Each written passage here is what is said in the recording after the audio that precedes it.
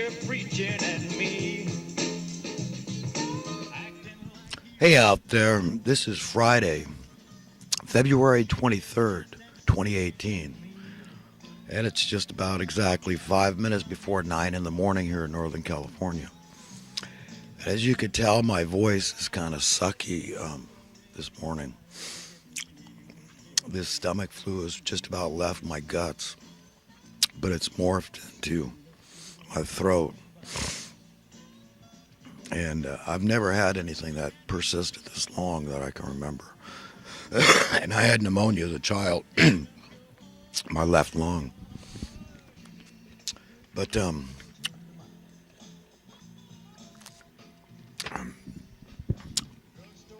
anyhow, today, as usual, I'm going to get into a lot of stuff. But you know, this shooting in Florida and what's taken place with these students. The mainstream media reported that these students, they've picked four, and they reported there was a conspiracy theory going around that these were child actors. But, you know, they confirmed that they went to the school and that conspiracy is thrown out the window. But they didn't point out in the mainstream media that these kids are actually thespians at the school. They are child actors in that sense, teenage actors, young adult actors at the school. They're taking this class. So,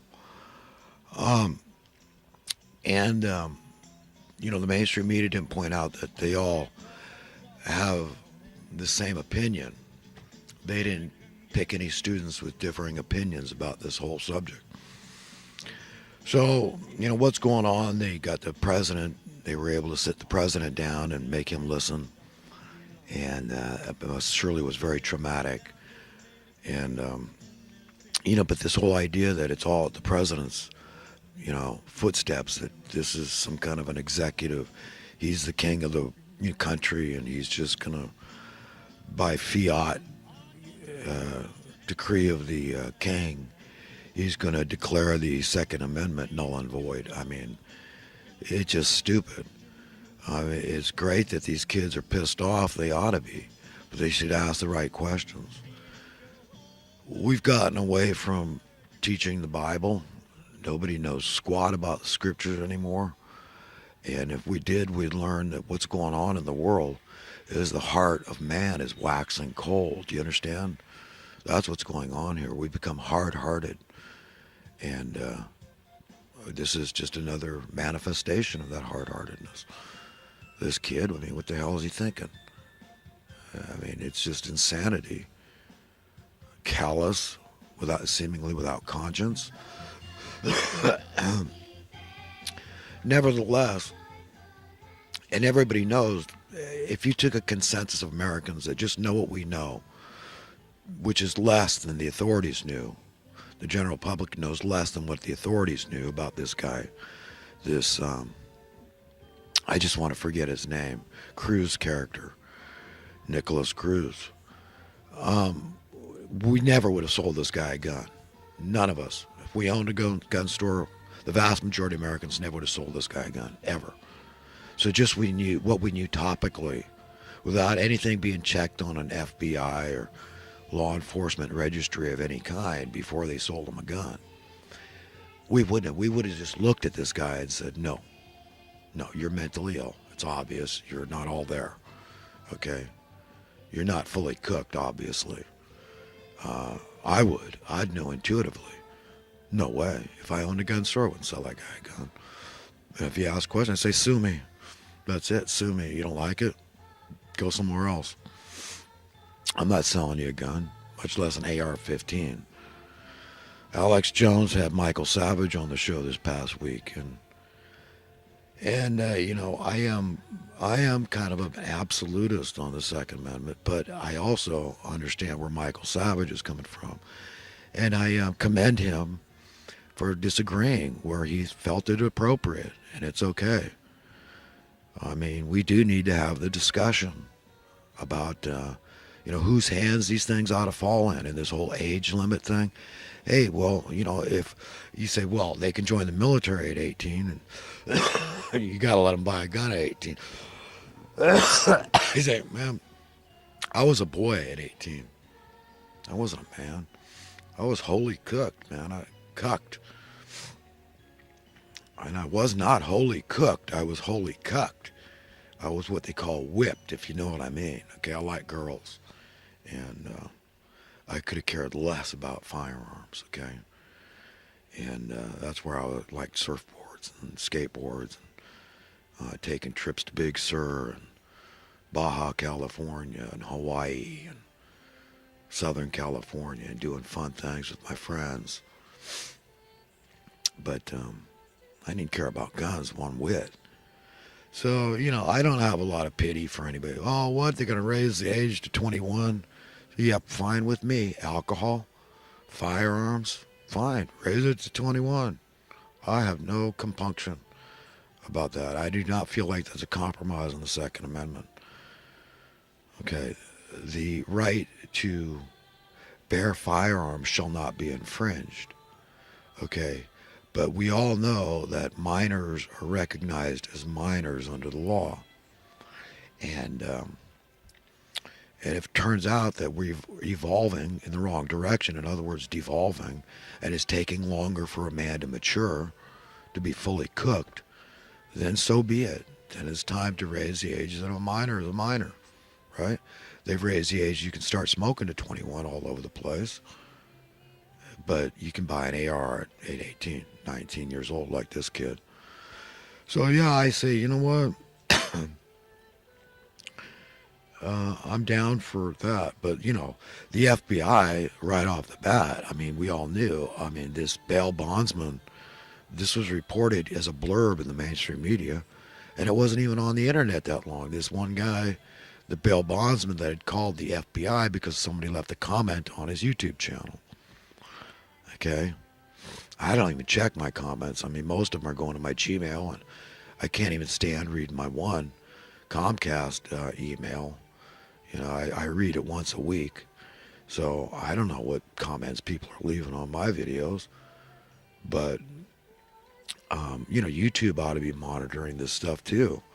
And anyhow, this bail bondsman, he called the FBI about this comment the kid left about being a school shooter. Left his real name and everything. There was nothing hard to vet for the FBI about this kid. There's no way this guy should have been flagged so fast to make your head spin. The FBI knows it. They didn't flag him. They dropped the ball. They admit it. I was like, well, why aren't we talking about that anymore? Okay, this kid, nobody in America practically would have sold this kid a gun or agreed that he should have been sold a gun. Okay, the dude was unstable. It was, the day is long. So, anyhow, I think I'm done talking about that. But, as you can see, my voice is very fragile, and I don't want to pontificate too much and raise it, irritate it any more than it already is. I just took a few spoonfuls of honey to try to settle it a little, but I am having a hard time talking. But, I kind of wanted the theme today to be, for one, the passage Jesus taught about, making sure that the light within us is not actually darkness. And while I do laugh heartily, believe it or not, now the subject matter in these videos that I post, this series of videos, is very serious and somber. So there's not a lot of levity in my voice or in my body language or my countenance, excuse me. But my face, my expressions. But I do. I laugh very heartily. I sleep well, and I get a lot of satisfaction in life. I am a very happy man that feels very lucky, very fortunate. I've been very blessed in my life. I've had a very good life. Been very blessed. And although I'm poor, I really couldn't give crap, I plan on doing some things. I've got some innovations that I think the vast majority of people would really appreciate. And, what bugs me with innovating is that if you don't have money to get your own stuff marketed and, find a marketer, hire public relations people to go sell your idea, whatever, it takes these professionals, and that costs money. So if you don't have money, you got to find an investor. So you got to convince them of the veracity, the viability of your idea, and why they should take a risk with their bread to invest in you, because an investment is always risky. So you're asking somebody to take a chance. It's a pain in the ass. I mean, I'm not a salesman. I'm an innovator. What the hell? I mean, I have something of value. It's the idea. But no, that's not enough, right? It has to involve money. And it stinks. And I hate it. I hate it. And, the whole idea that, well, you stand to make a lot of money. I mean, that doesn't sweeten the deal for me much. It really doesn't. Because my attitude is that we all ought to be born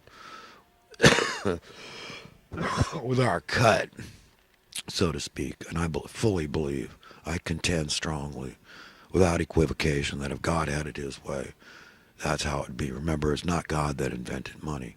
It was men. God didn't create this crap. He hates it. It's his main rival, his competitor, his nemesis, his enemy. Okay? And,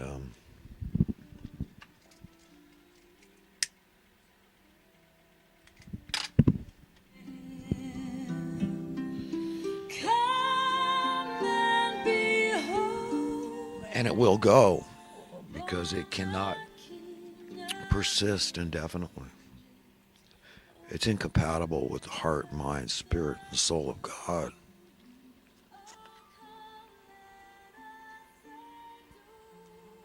Therefore, it's incompatible with our hearts, mind, spirit, soul, and souls. I'm sure the smoking isn't helping my throat much. I'm sorry. But it's where I am at this point in my life.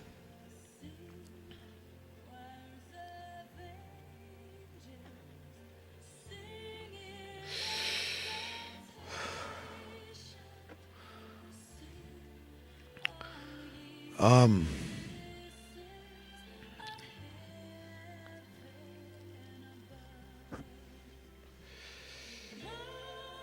I want to say that I really enjoy being the kind of person I am, and that is an egalitarian. Because I don't get a lot of satisfaction from being a kind of an outsider. In other words, like an alien, a misfit. Like sometimes I feel like I've got this kind of autism where I see something.